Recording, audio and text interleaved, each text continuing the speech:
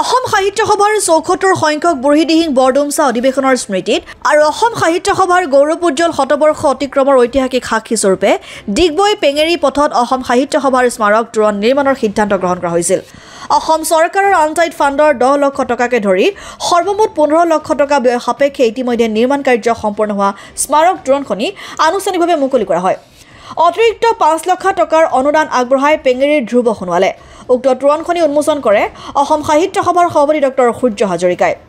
ইয়াৰ কিছু সময়ৰ পিছতে এক মুকলি সভা অনুষ্ঠিত হয়। বুঢ়ীদিহিং মাধ্যমিক বিদ্যালয়ৰ সভাগৃহত অনুষ্ঠিত হোৱা সভাখনিতে এখন স্মৃতি গ্ৰন্থৰ উন্মোচন কৰে প্ৰধান সম্পাদক অসম সাহিত্য সভাৰ ডক্টৰ উপেন্দ্ৰজিৎ শৰ্মাই।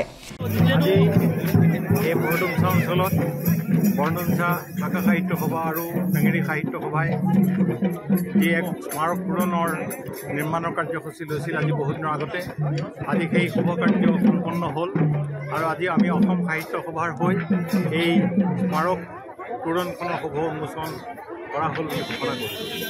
আমি আশা কৰিছোঁ যে বিগত বৰ্ষত ইয়াত যি অসম সাহিত্য সভাৰ অধিৱেশন বহিছিল সেই অধিৱেশনৰ সোঁৱৰণি সুন্দৰভাৱে সংৰক্ষণ হ'ব পৰাকৈ এই স্মাৰক তোৰণখনে নৱপ্ৰজন্মক সকলোকে সকীয়াই থাকিব, সোঁৱৰণিৰ কথা সকলোৰে জ্ঞাত হৈ থাকিব আৰু অসম সাহিত্য সভাৰ প্ৰতি তেওঁলোক সদায় তেওঁলোকৰ কাৰণে এটা আদৰ্শৰ অনুষ্ঠান হিচাপে চিনি ৰৈ থাকিব।